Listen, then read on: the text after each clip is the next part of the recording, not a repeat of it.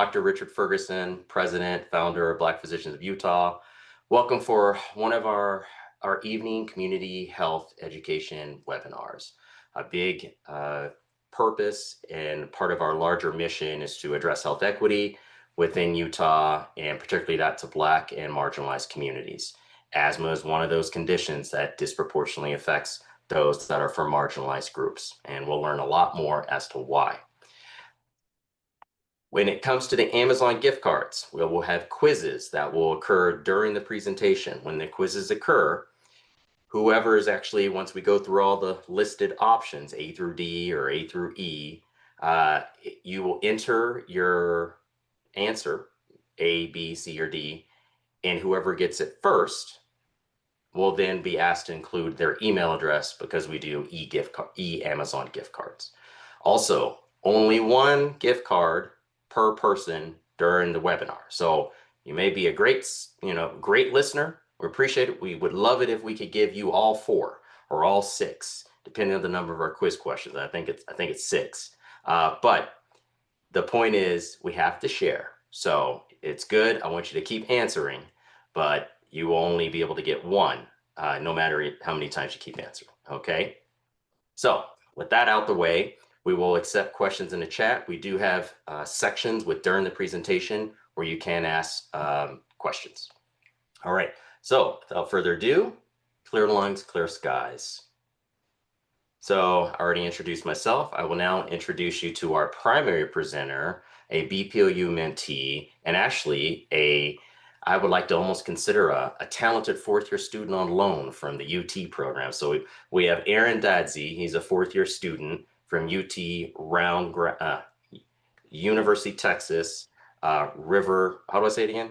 Rio Grande Valley. Rio Grande Valley School of Medicine. And he is currently doing a rotation in research for pretty much the past year in plastic surgery. He's strongly interested in plastic surgery, and he's actually going to stay on a little bit longer and do a sub-internship going to his 4th year as he prepares to apply for residency. So Aaron, very talented, proud of you. And we'll hear a little bit more from him in just a minute. We have no disclosures, so we're not getting paid or any compensation for doing this community education series. Does anyone remember the Dixie Fire? No? So for those, as you know, some folks that have been here for a minute, Dixie Fire technically didn't occur in our state. It occurred in another state. And I'm pretty sure many of us here can think of one state that contributes a lot when they have fires to our air quality. And I'm pretty sure someone will be able to mention it in the chat which state I'm referring to, and that's often California. So the Dixie Fire, good. This is what our air looked like on that day. Does anybody remember what year this was? So it was the worst air quality in the world on August 6, 2021. Not long ago. And this will make more sense as we go through our presentation on why asthma disproportionately impacts many in our community, and why we have to do more with our behavior, lifestyle, and often sometimes staying on top of certain medications, because we necessarily could not have planned for this really poor air quality day. But to go more into what is asthma and our learning objectives, I will let you take it over from here, Aaron. Thank you, Dr. Ferguson. So yeah, like Dr. Ferguson said, I'm Aaron, really excited to be here talking to you guys about asthma. We got a few different learning objectives we want to cover. First and foremost, what is asthma? Then we'll get into some of the epidemiology of what asthma trends look like across the country. Then we'll talk a little bit about the presentation of asthma. What does it look like when people do have asthma? Talk about a little bit of the management of asthma. Go into a few special topics really quick, and then I'll leave you guys with some resources as to where you can learn some more information aside from here. So without further ado, what is asthma? In order to really talk about asthma and understand it, it's really important for us to first understand the anatomy of the respiratory system. Your respiratory system is made up of your lungs, airway, diaphragm, throat, nose, and mouth. The main function is to breathe in oxygen, breathe out carbon dioxide, and it helps protect you from harmful particles and germs, allows you to smell and speak. The problem with asthma is in the airway. So your trachea, otherwise known as your windpipe, which is the big one right there in the center of your throat. It diverges into your two bronchi and then further diverges into many bronchioles. At the end of those bronchioles are where the gas exchange occurs in the alveoli. So in asthma is a respiratory disease characterized by chronic airway inflammation. In other words, due to these inflammation, those airways constrict unless oxygen is able to reach those alveoli for gas exchange. This manifests with variable respiratory systems, such as an airflow limitations, and then which can be exacerbated, which we'll get into a little bit later. But first, we're going to cover a little bit of the epidemiology of asthma. So, asthma nationally affects about 5 to 10% of the US population. It's actually more common in Black individuals than white individuals. And for unknown reason, the prevalence has actually been increasing in the last several decades. It's more common in childhood asthma, it's actually more common in boys than it is in girls. And the trend actually flips for adult asthma, in which it's more common in women than it is in men. It's usually considered a childhood illness, but as you see by the graph on the right, still several adults are affected by asthma.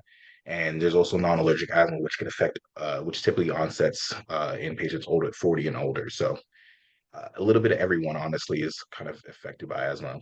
In Utah, particularly, uh, 10%, 10.9% of adults have asthma and 7.2% of children. So we're a little bit above the national average on that. And on the right, you can see that for the state of Utah specifically on that western border and especially the northeast of the state, we have really high rates of what is emergency room visits due to asthma. If we zoom in on the Salt Lake City area, we can see that even darker shapes representing even more hospital visits due to asthma, likely due to the mountain ranges surrounding our community, which is allowing particulates to kind of settle into the area, which is kind of what happened with the Dixie fires. Rather than just kind of passing over us, things tend to settle, which is why climate change can be devastating for people with asthma, particularly in areas such as this.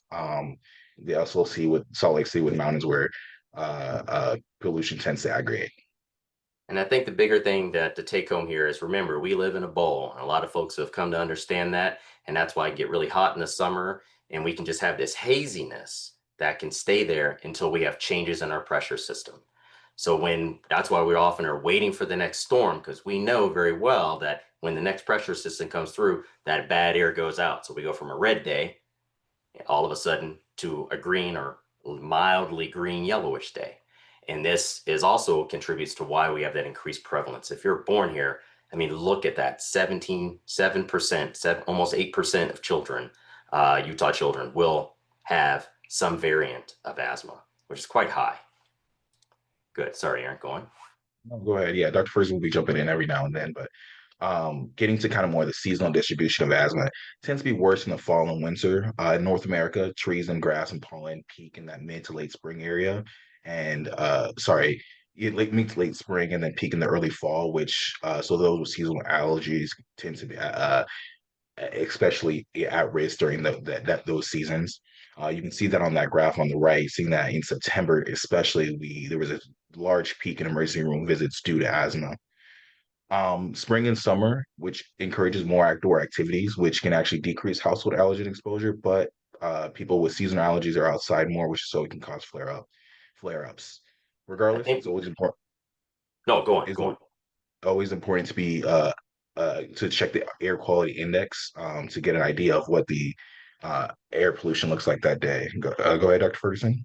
I was just going to mention as well, we have to be mindful of it's not so much our season. But as we saw with the Dixie fire, that wasn't a Utah fire. That wasn't Utah's necessarily peak of our fire season. Our surrounding states can impact our air quality. And so as we have climate change, as the seasons and the fire season lengthens, because remember, not long ago, and also earlier this year, some of the worst fires actually in California that blow over this direction have been occurring around Christmas time. And they've had really bad fires in the winters, which was not customary in the past. So something to pay attention to in that our air quality definitely is impacted by our neighbors. But Aaron here is going to go into what we can pay attention to, particularly when our weather person comes on in the evening, and that's an air quality index. Sorry. Yeah, so Dr. Ferguson kind of hinted at this a little bit earlier too when he was talking about sometimes having green days, sometimes having red days. That's referring to this air quality index that was kind of developed by the EPA to communicate air quality index. So there's these six color coding that kind of tells you essentially in broad categories how bad is the air quality on certain days. Green day, green, good days, ain't no be outside. As it becomes darker and darker to the yellow, orange, and red. Let healthy people probably going to be fine on yellow days and orange days, especially if you have asthma, you probably want to stay inside. Red days are probably days everybody wants to stay inside. So it's kind of just a very general idea of what the air quality is. It's a good idea to check that, especially if you do have asthma that's triggered by certain particulates. It's a good idea to kind of be aware of what the air quality is so you know what days you might be at greater risk. And so the bigger thing to take home, if you had to remember a number when you're looking at an AQI, it's either coming up on your phone. I know a lot of people have an Apple or a Samsung. When you look at the little weather app, it'll tell you what the air quality is. And so I often tell folks, if you're without chronic lung disease, pretty much 150 and down, you can be outside. 100 to 150, that's where, especially for children, let's say they don't have baseline lung disease, but that puts them at that increased risk the longer the exposure. So you may not necessarily be someone that's at risk, but remember that prevalence here is increasing in Utah. So we have to be mindful, even if we're quote unquote, I've never had asthma in my life, I'm fine. You're still having your lungs to work harder because of the increased particulates and just microscopic debris kind of floating in the air there. That then compounds the amount of pollen and other antigens that trigger those that have an extrinsic or external inducing form of asthma. So now, mind you, the 200 and the 300s, we did have it on that one day. It was pretty high. It was over 200. But other than that, um, if you're getting above 300, I do not think you are in Utah anymore. You are probably somewhere where it's very poorly ventilated. So uh, thank you, Aaron. Okay, we're up on to our first quiz. Aaron will take us through it. So just to remind everybody, you will enter your answer with your name, preferably, and email when you get it right. Usually, we're fine if whoever puts in their letter first, and then we'll try to recognize you, and then Brianna or myself will prompt you. All right. So question one, what is true about asthma? Is it A, worse in the spring and summer? B, caused by chronic airway inflammation? C, more common in white individuals? Or D, the prevalence of asthma is decreasing? We have some answers. Uh, I'll give some people some more time to give their thoughts. No Jeopardy music. I'm sorry. That Thanks, would have been fun. copyrighted. Kidding. But oh, did I go back? I went back. Sorry. So it seems the most common answer is B, which would be correct. Asthma is characterized by chronic airway inflammation. I see some people also thought it was A. Remember A, the pollen was initially starting in the spring, but peaks in the fall. And so the fall, if you remember that graph, that September is where things really peak. Hope you pay attention to what I just said. And Kimberly, you then are our winner. yeah, and then prevalence is actually increasing over time. And reasons are unknown, but there's a lot of hypotheses, whether it's climate change, whether it's just other environmental factors, or just other just human kind of intervention things that are happening. So that is definitely a topic of research for sure. All right, next quiz question.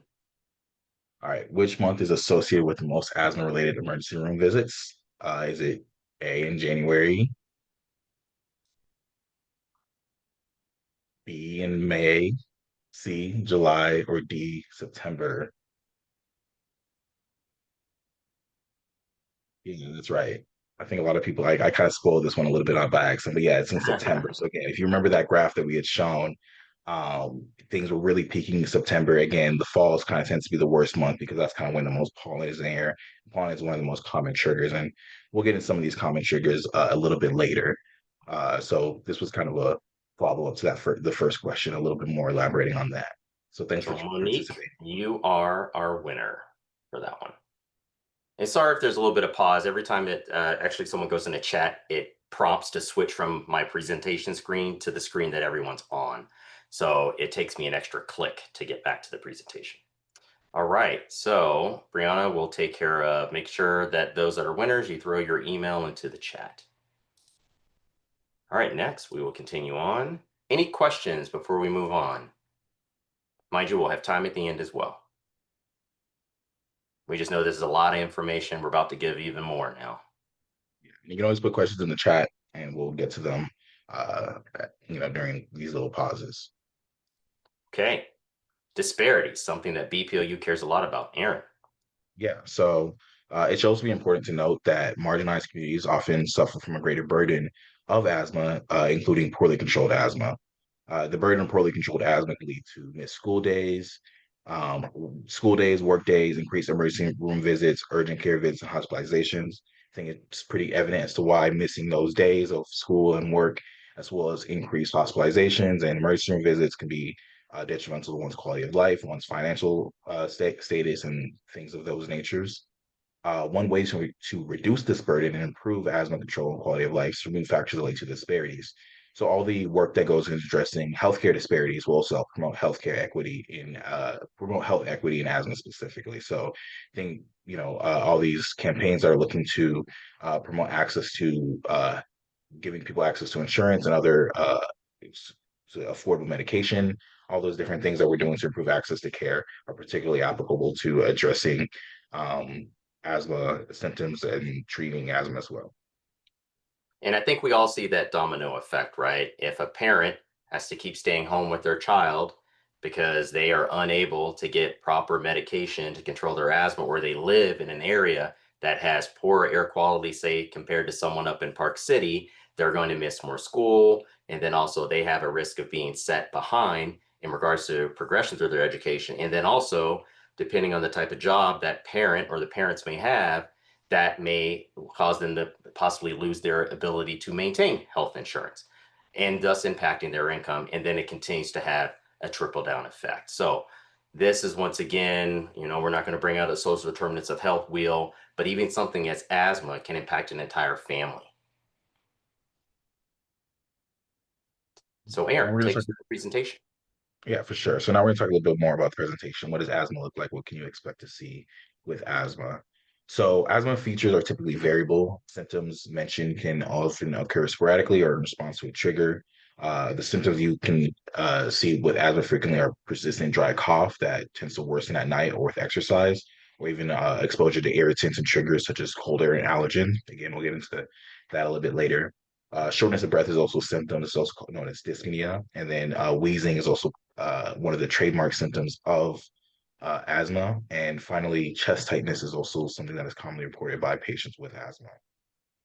So we talked a lot about the sounds of asthma, the wheezing, the coughing, things like that. So we have this little video here for you guys to get a chance to hear some of those sounds that are common with asthma, to have an idea of what to maybe listen for when people are sick with asthma. Please excuse the commercial. We didn't have the premium version today. Here we go.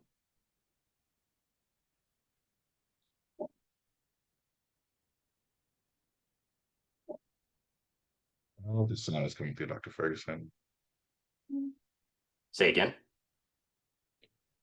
I don't hear anything. I don't know if anyone else does. People can't hear it? Hold on. Hold on. That is not acceptable. 1 second, 1 second, 1 second, everybody. We should have tested this before we started. Oh, that's correct. Let me change the audio.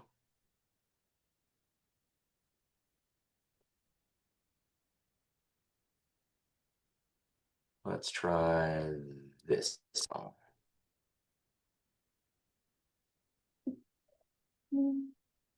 Are you able to hear it there?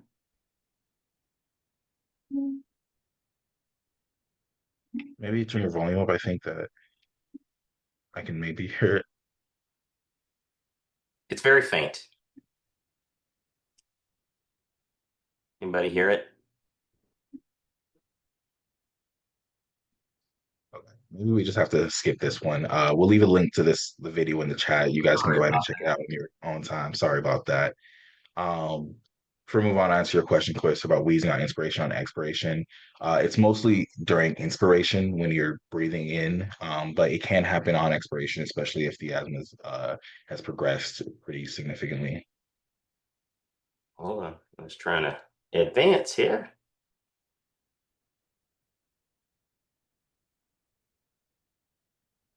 Second,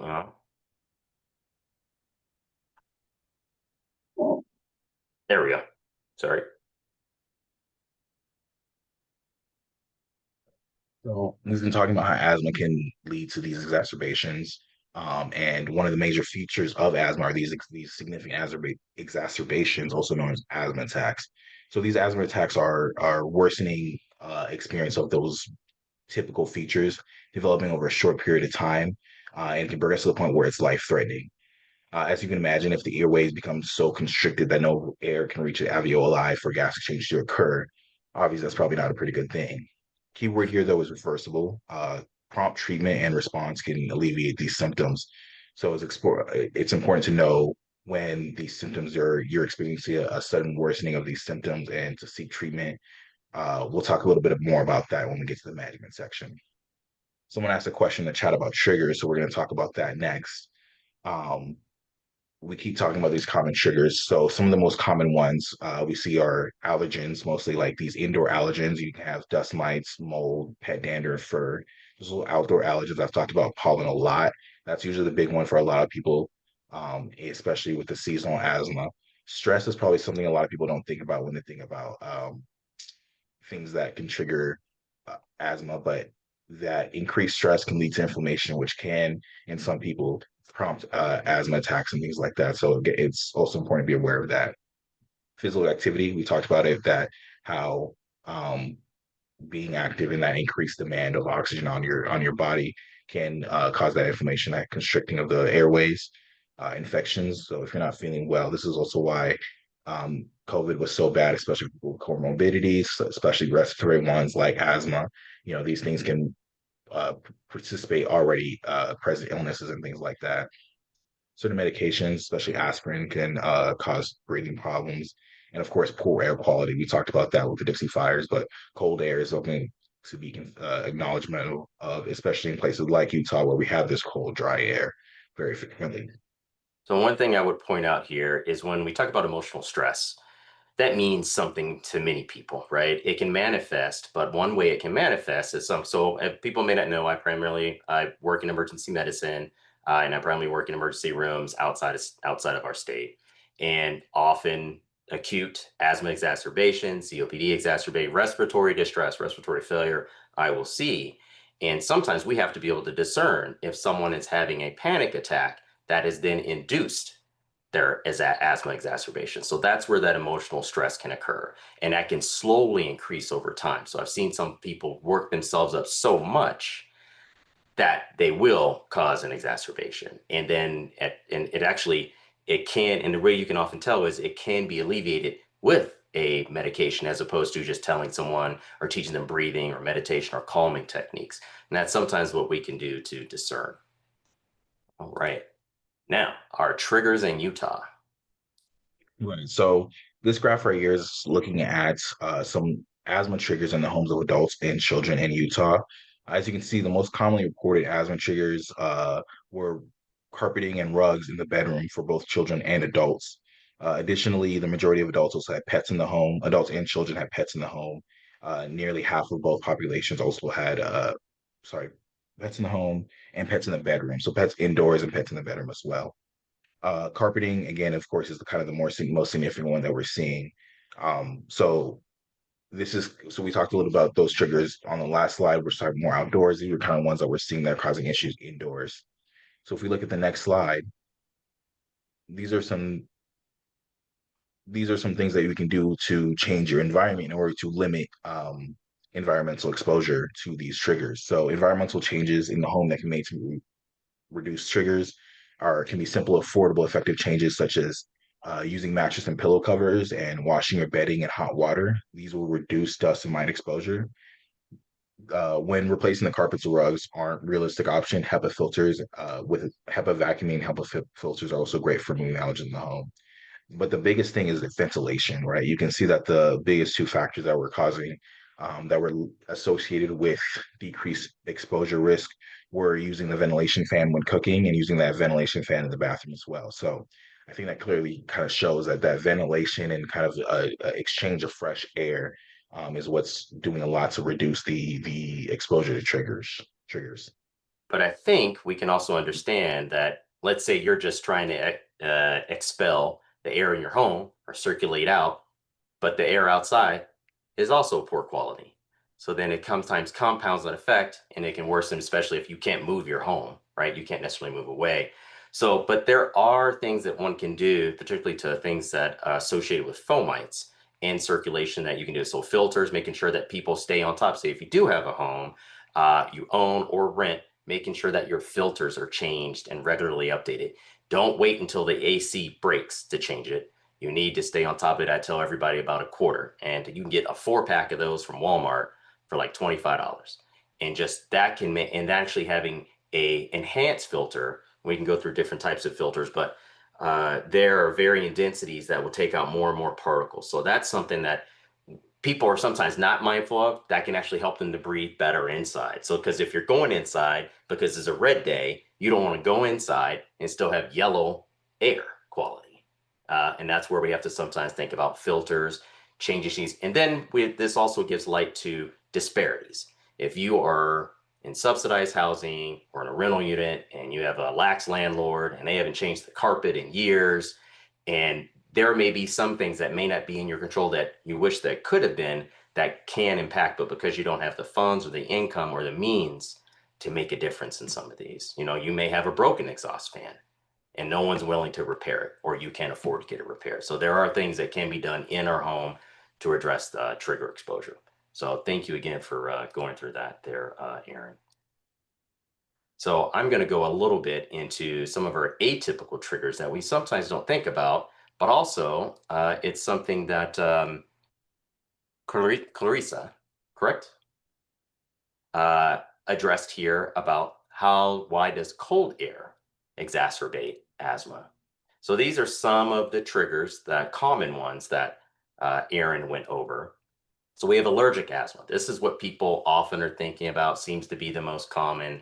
You're thinking about pollen, I'm around a dog, I'm around a cat, animal dander, certain types of weeds, flowering plants.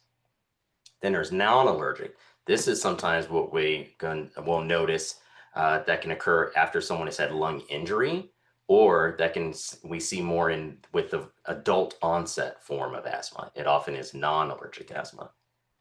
And then we have, so like I said, non-allergic can occur in a child as well, but this is sometimes what may see in more of the adult presentation.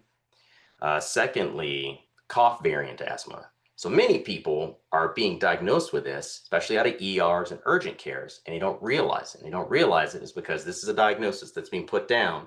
And then you may think, oh, I have asthma, because what is someone often receiving? You're sometimes getting an inappropriate Z-Pack. You had some wheezing that was noted on auscultation or when listening to your lungs. You lacked a fever, but you had, they could hear obstructive airflow when listening to you. And so they sometimes may test you and give you a nebulized albuterol treatment in an urgent or ER setting. You get better, therefore they're like, all right, here's your inhaler. You may have one of those where you get a really bad cough whenever you get sick and it causes you to wheeze, but that's the only time when it occurs. Same process though. You're having inflammation that leads to eventually constriction of your airway. Sorry. Exercise-induced asthma.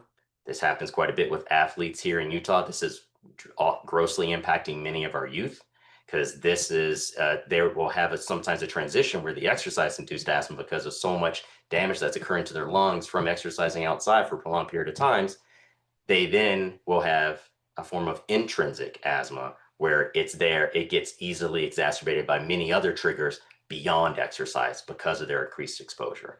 But there are some where it's just exercise. So you have to just try to make sure you treat before you exercise and then immediately thereafter.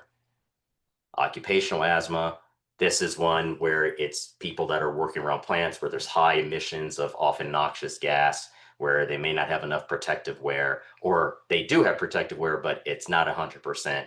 And some of these chemicals are getting into your lungs. So you will tend to have difficulty breathing more so at the workplace than when you're outside. And this can even happen inside, say, a hospital where you think it's clean, but it's what have they done to the filters in the hospital? You hope they're maintained. Some hospitals don't all have the same means, and ER may not be as well ventilated as, say, the ICU. All right. And then, of course, if someone has a negative pressure room, very much different. And then there's this, sometimes I notice this more with age. So when I have someone that was developed asthma as a child, then they're middle school, young adult, then they start smoking, which is horrible for your asthma. I actually don't have a slide that covers that, but I'm hoping many people realize putting smoke in your lungs does not help asthma. It is an irritant. But with that being said, you then will have damage to the alveoli. This is those little breathing sacs that are responsible for that oxygen blood gas exchange that allows oxygen to get into our bloodstream when we breathe.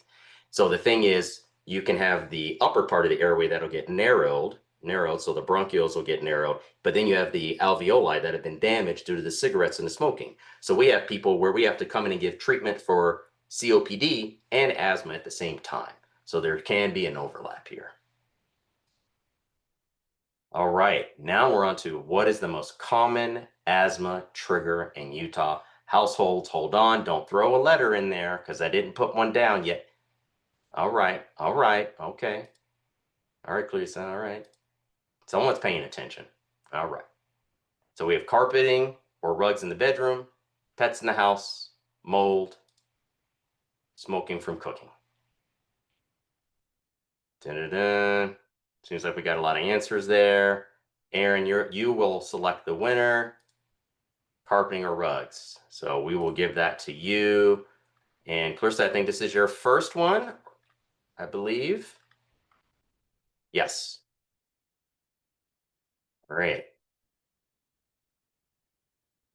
Was she first, Aaron? She was the first to answer, but not the first to put a letter. Alex. Oh, we'll accept it. I Okay. mean, not many people are going to type or rugs in the bedroom very quickly.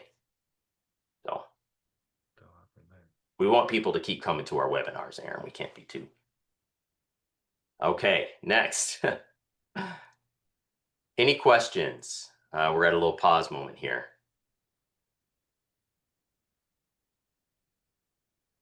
And you can come on camera or ask us anything. Otherwise, I shall continue this. Now we're about to go into the management section. Oh, Dr. Ferguson, Yes. I was wondering about the why cold air specifically Yes. triggers yes. asthma. Yeah. So that's a great question. A lot of people don't realize it. So in the winter, so everyone everyone should. I mean, they may not know how it impacts everywhere in our body, but there is a chemical that's a stress response, often what we call an inflammatory mediator, and it occurs in allergic responses, and that's called histamine. And so when cold air gets into an asthmatic's lungs, it can cause a histamine response where histamine gets released. And then when histamine gets pretty much anywhere in our body, from it being stimulated from release from a mosquito bite to it being stimulated to release within our bronchioles or in our upper and lower airway, that will cause then the swelling, that inflammation, and thus we get more mucus, and then we get that constriction, that narrowing. So histamine, swelling, increased mucus production, and thus you have asthma getting worse with cold air. So that's what the cold air does. All right. Next. Good question, because it happens quite a bit. And it does the same. It can cause sort of the collapse of the alveoli or the sacs for COPD. We're not covering COPD today, but different mechanism of action still causes difficulty with breathing, but different route of doing so for those with chronic obstructive pulmonary disease. Okay, so now we're going to go into management. I will not belabor all too much of the details here because I don't want to lose people. I do lecture quite a bit. Some of my students that are on here, they know that. I'm not trying to put anyone to sleep, so I'll make this really quick. So we had all those varying types of asthma, and then we saw atypical triggers. So we went through exercise-induced, cough-induced, allergen-induced.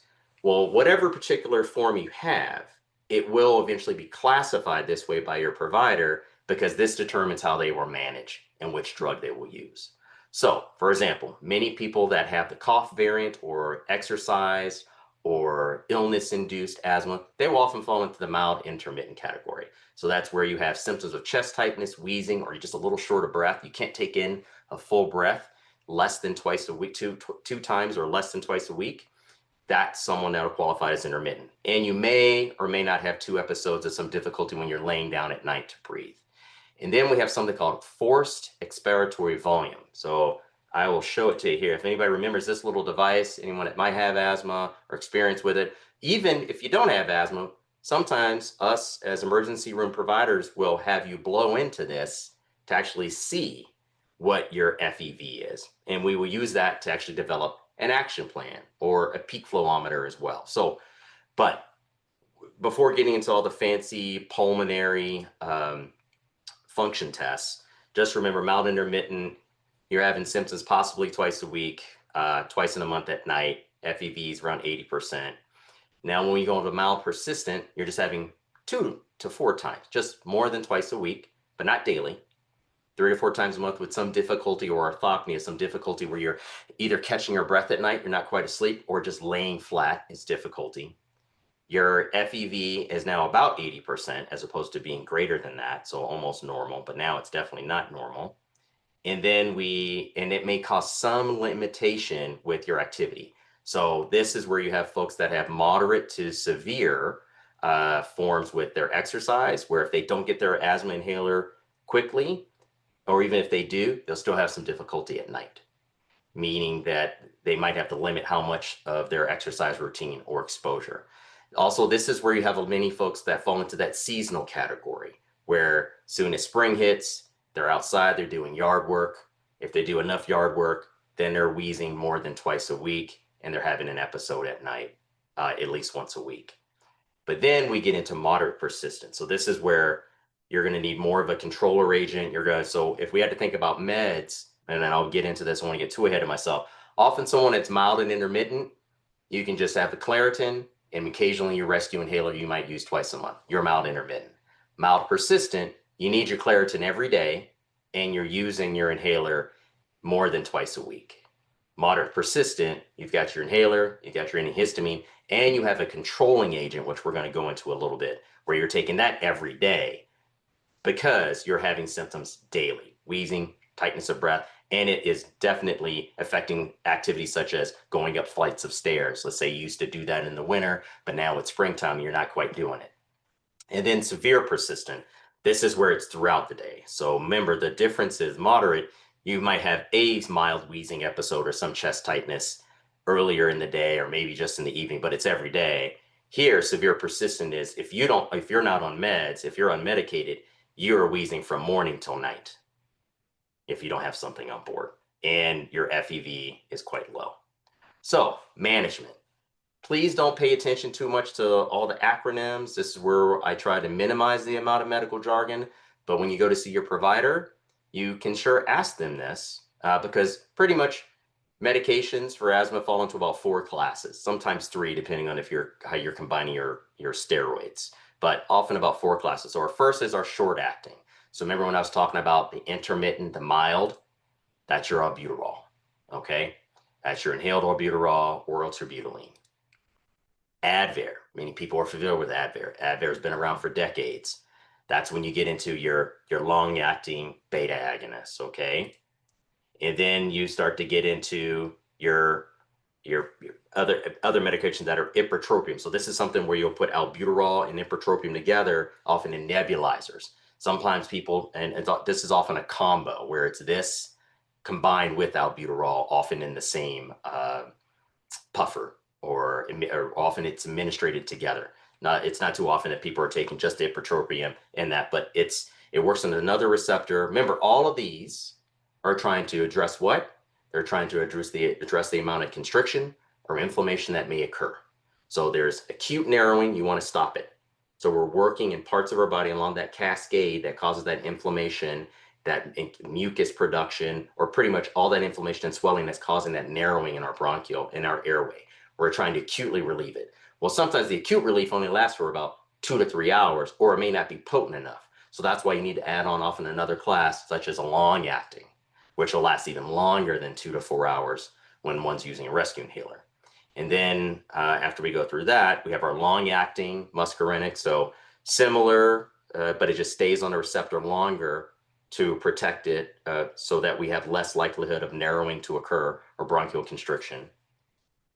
And then we have Spiriva. Now, this is where we start to cross over. This is often when it's used by someone that's moderate and then also severe persistent, because Spiriva can be used by a severe persistent asthmatic as well as COPD. So that's where we'll have some overlap with this medication. Then you've got your Flonase. Once again, this medication can be used. We're in a different class now. We're getting into our steroids, right? This is where many people will use it for allergic asthma, allergic rhinitis, and if that's not controlled, then their asthma gets worse. So this is often, you will see people use it year round. And then you have so as well, I just use Flonase from spring to July, and that's it. But we then go further, there's inhaled forms of those corticosteroids as well, which I'll go into here in a little bit. And then for those that, when you go to the ER or you've used all your long acting and your short acting meds at home, according to your asthma action plan, hopefully you have one, you will then be given a Medrol dose pack because your exacerbation has gone on. They've gotten you a little bit better in the urgent care. They've gotten you a little bit better in the ER.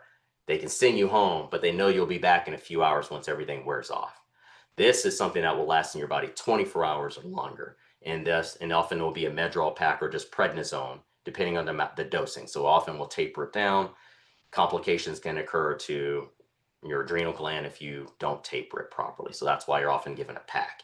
Many people, if you're on it for 5 days or less at a strong dose, you're fine taking it. But for those that are severe, persistent, they may need to come down gradually, or else it exacerbates again because they were relieved too quickly.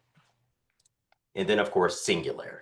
This is often can be used for people that are moderate, persistent, all the way to severe.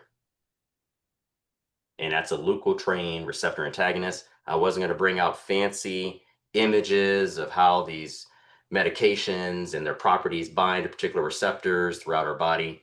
Wasn't going to do all that.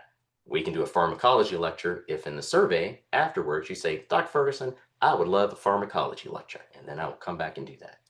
But in the meantime, we're going to go quickly through management. So as I said, you're often doing a short acting or sometimes low dose. So when we step one, we're talking about intermittent. All right, so it's your mild intermittent. That's your as needed, short acting, beta agonist, your albuterol. All right, the reason I have this here with a spacer, we often forget to use this. It's not just for children.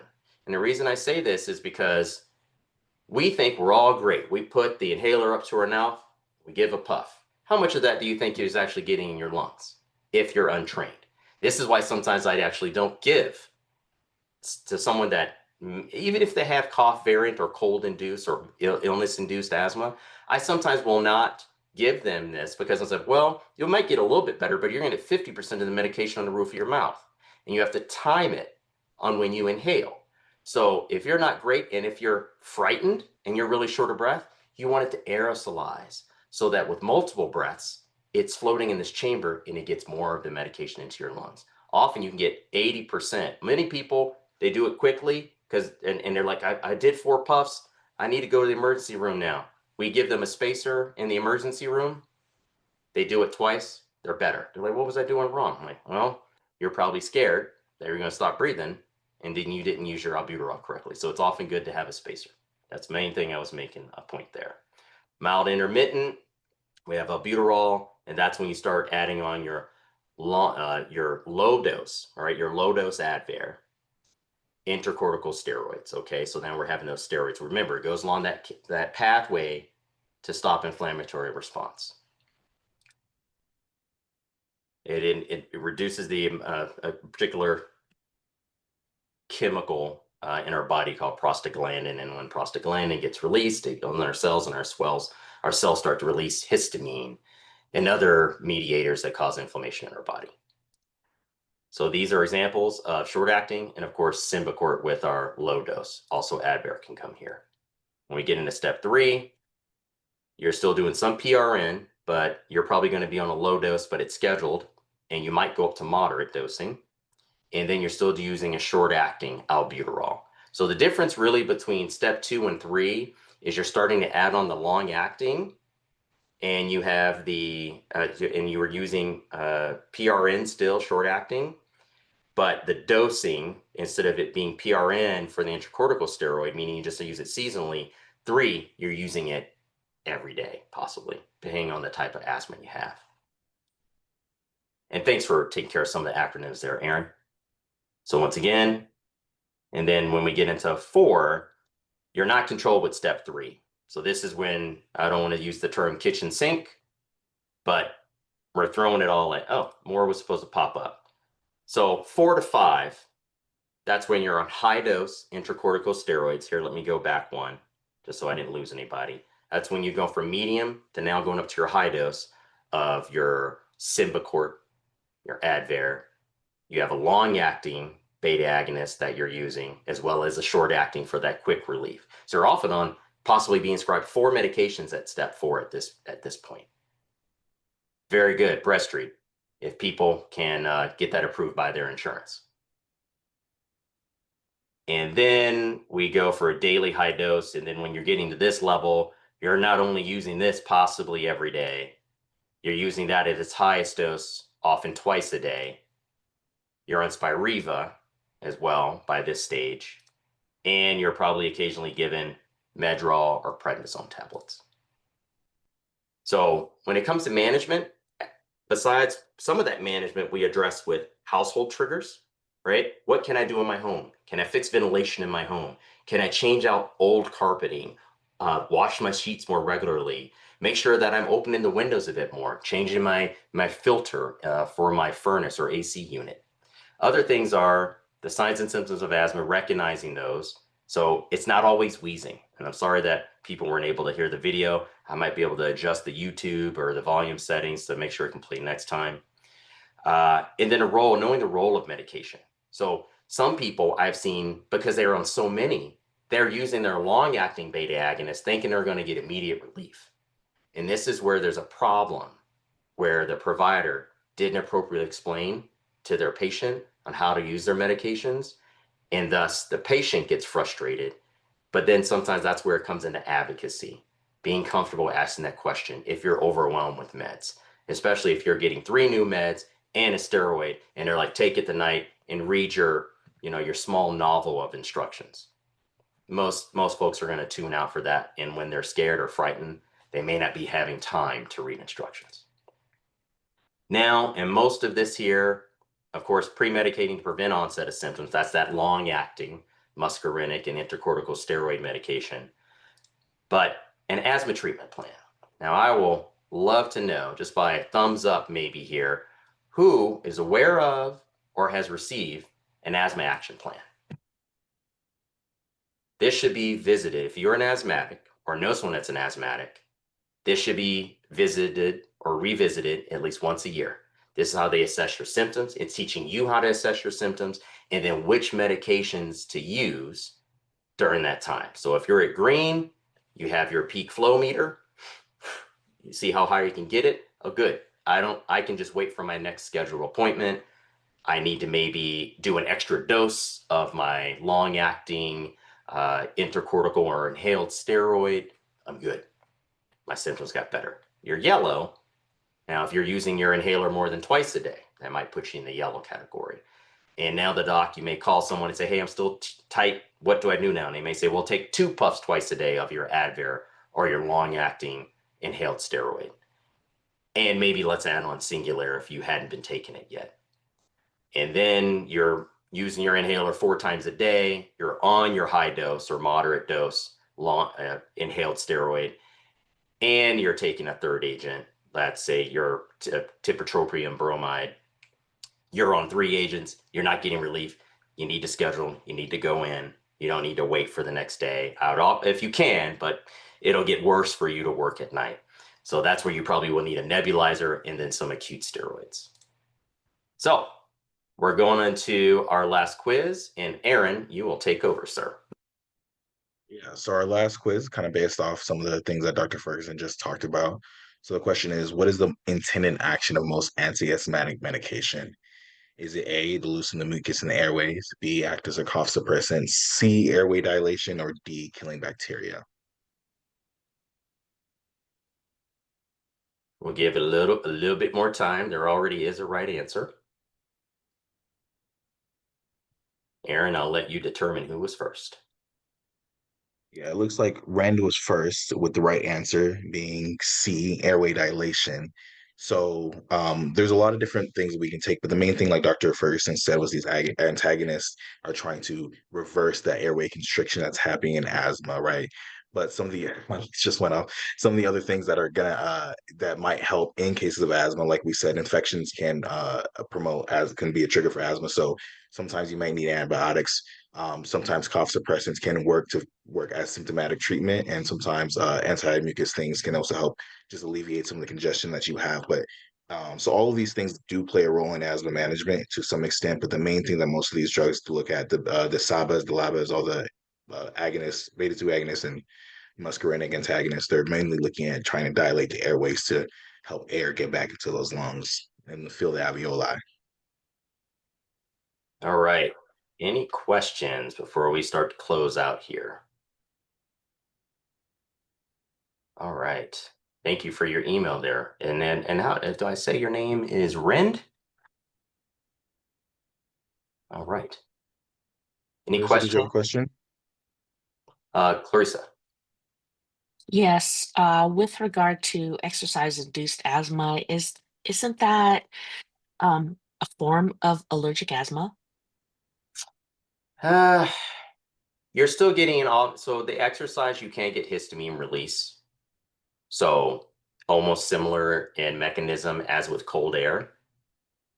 But the thing is it's harder for me to say that's allergic asthma because there isn't an antigen that's triggering. The antigen is intrinsic. But could it be a result of, does it matter wherever you are in the world? And if you start getting your heart rate up and your respiratory rate up, and that starts to trigger asthmatic symptoms, and you could be in, let's say, a sealed and it's highly filtered air and you're still receiving it, it's a form of intrinsic as opposed to allergic. Good question. Okay, we're going to move on to wrapping up with some few special topics. So, two things I want us to talk about before we leave is first off, asthma and pregnancy. So, as you can imagine, pregnancy changes the body in several different ways, and it can actually change their body's responding to asthma. In some patients, it gets worse. In some patients, it gets better. In some patients, it doesn't change at all. The most important thing is just kind of be aware that this is a change that can happen if you are, a woman who's getting pregnant with asthma, or someone who plans to get pregnant and they have asthma. It's just important to be aware and can have those communications with your providers as to best manage these during the time, because especially if you're one that gets better, then maybe you need to be prepared what you do when you get off of these medications as well, or when you after the pregnancy. And then children under 5 years of age with asthma. So asthma can actually be really difficult to diagnose in these children, and because they're not usually able to perform a lot of the maneuvers that needed to diagnose the breathing suspiratory tube. I'm sure you can imagine how difficult it might be to get a toddler to agree to that. So sometimes these kids go undiagnosed or underdiagnosed. So it's really important to kind of understand what the more physical symptoms look like, such as the wheezing that they're going to have, the persistent cough, especially with kids if they're not playing as much, maybe, especially compared to their age mates and things like that.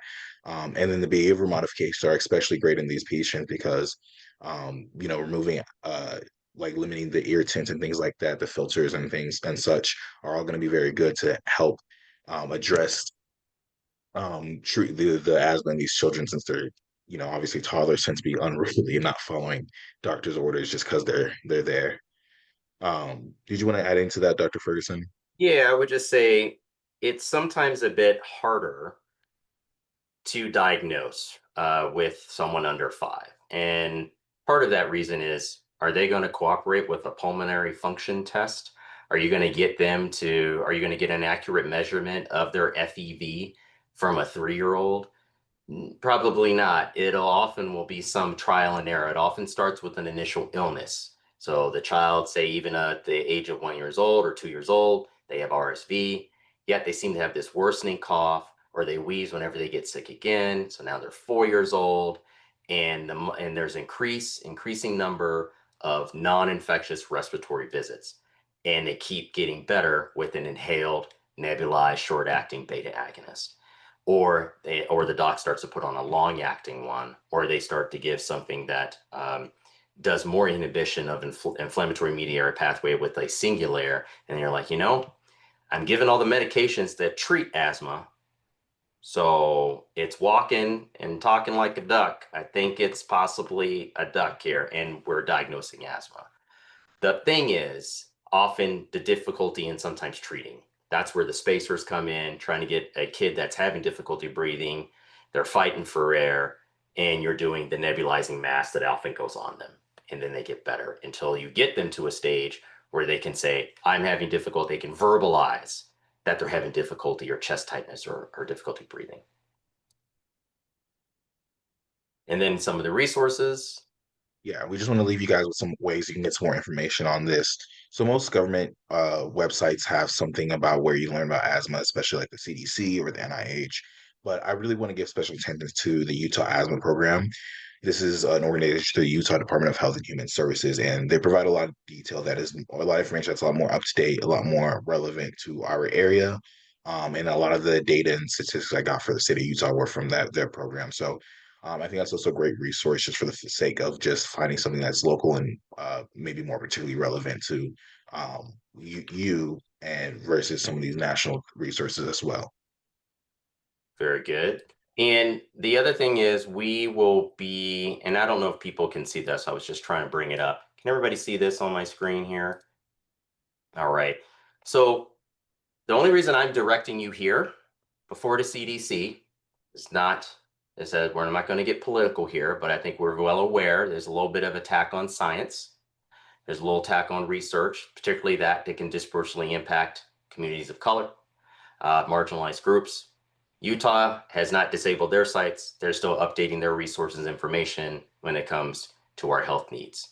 I would sooner recommend you go to Utah and our state site for advice, even support groups they have for people, parents of asthmatic kids. There's quite a bit. Just like when I do diabetic lectures, I direct people to our state resources on our site. This will often be my first stop. You can always, and we get people that will do this, give us a day or two, but you can always send a question if you have a question. Mind you, I'm not here to Monday quarterback your provider. And always remember that we do have a healthcare provider directory for those that are not familiar with our site. We are slowly updating it, okay? As we get more and more folks that we feel are culturally competent, we will add them to our site, especially as we know of new providers coming into the area. And they can be Black, white, Latino, as long as we know that they are echoing and believe in the mission of BPOU.